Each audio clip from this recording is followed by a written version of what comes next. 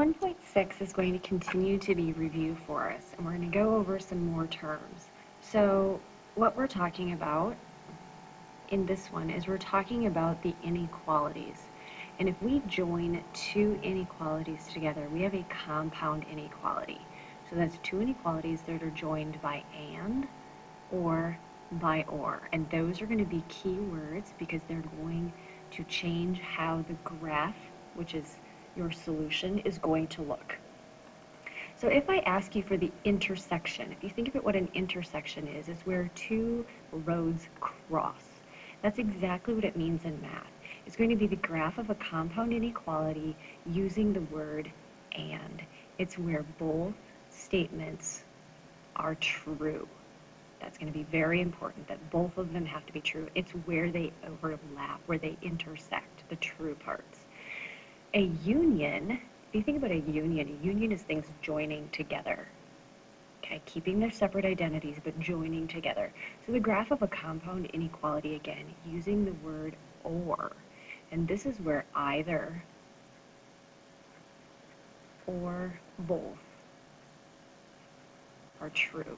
So it's actually a larger solution set because one, the other, or both could be true. So let's look at some examples here. So we're going to solve the compound inequality using and in this situation. 10 is less than or equal to 3y minus 2, which is less than or equal to 19. So first of all, we got to remember a couple of things. 1, less than or greater than are open circles when we graph, because that's up to, but not including the value. Less than or equal to, greater than or equal to are closed circles, because that means up to and including the point. That's the first thing we have to remember. The second thing we have to remember when we're dealing with inequalities is remember when you multiply or divide, you have to flip the inequality if you're multiplying or dividing by a negative.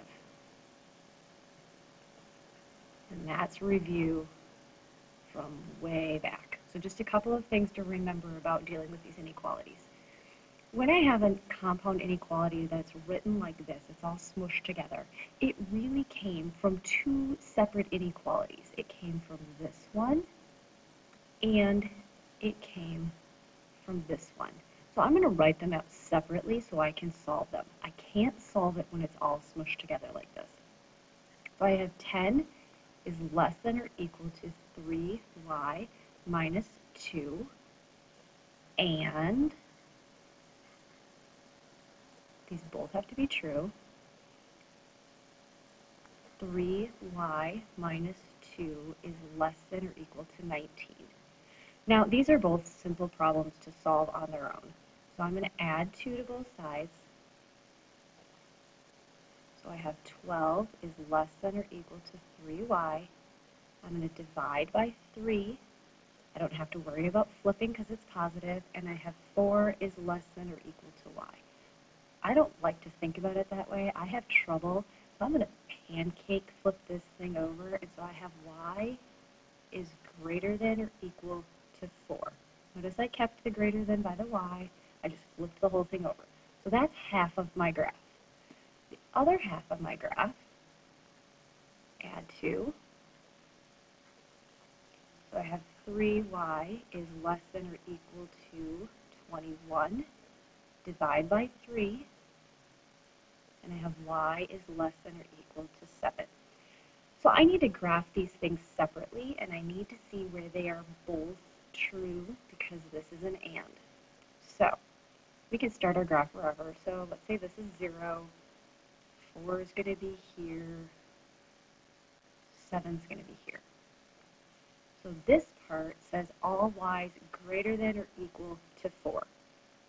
So greater than, equal, I shaded in. Everything bigger than 4 is this way. Now, this one says all y's less than or equal to 7. Less than equal to 7. That would be everything that way. But since this is an and, I'm looking for where do they overlap.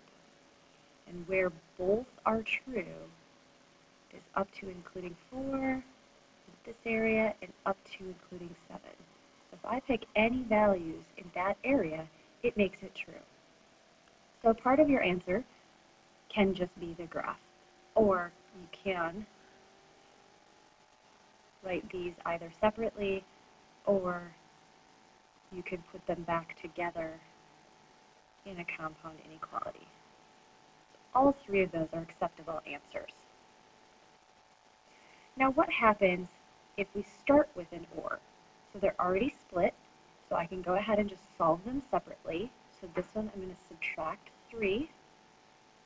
Now I'm subtracting, so I don't have to worry about flipping that. So I have x is less than -1. Over here, I have a -1 right there.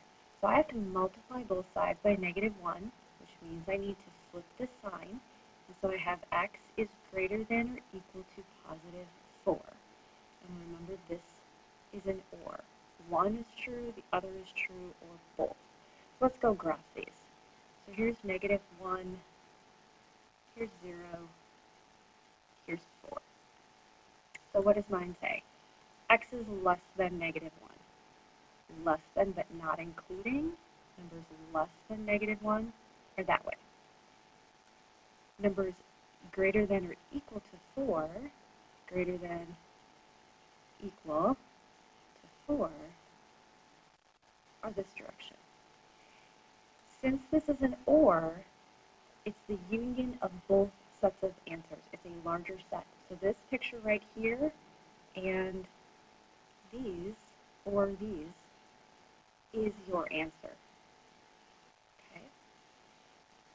If this had been an and, since there's no region that they're overlapping, that they're sharing, it would be no solution. Now, absolute values are another kind of strange situation. So we have to think about what an absolute value means. What this means is in here, this A could have been -4, or it could have been +4. So I have to think about when these are less than, so my formula is going to be when A, absolute value of A, is less than B, that's your pattern, that is actually going to produce an and, because it's going to give us a range, a window. So what could have happened here? For this statement to be true is -4 is less than, the absolute value of A is less than 4. Basically, any value between -4 and 4 will make this true. And this one is pretty straight up to graph just directly because there's no algebra involved. And if you think about testing it with some value in here, put -2 in here.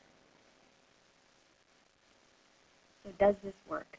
Is the absolute value of -2 less than 4?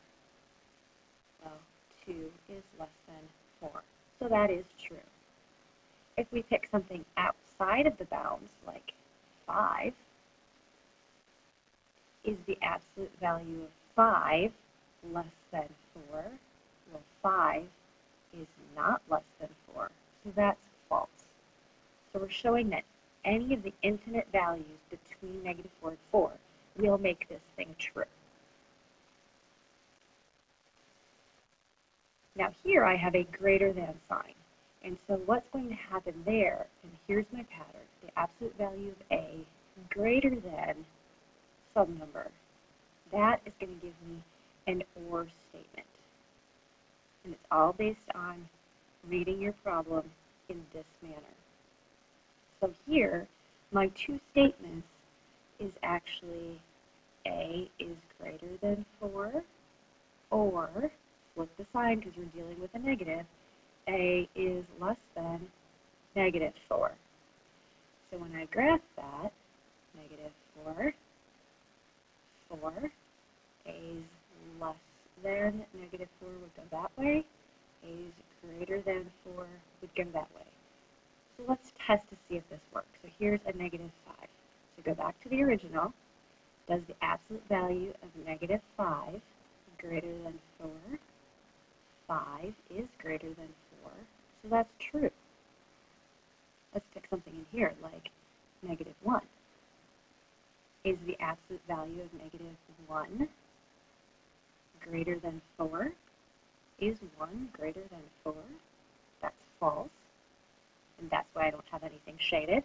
And if we test something over here like 6, is the absolute value of 6 greater than 4? 6 is greater than 4, so that is true. So that's how the intervals work. All that changes when we have a multi-step problem is you have some algebra. So first we have to figure out what case do I have. Well, this looks like the absolute value of some value is greater than or equal to 6. That means this is one of those OR situations. So I set it up.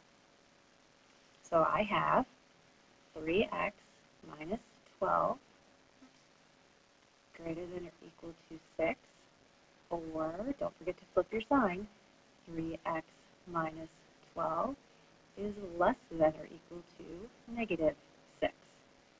Solve them separately. So first I'm going to add 12 to both sides. So I have 3x is greater than or equal to 18. Divide by 3. X is greater than or equal to 6. Come over here. Add 12. And I have 3x is less than or equal to 6. Divide by 3. X is less than or equal to 2. So let's graph this part. Here's 6. X is greater than or equal to 6 would be everything in this direction. 2 would be here.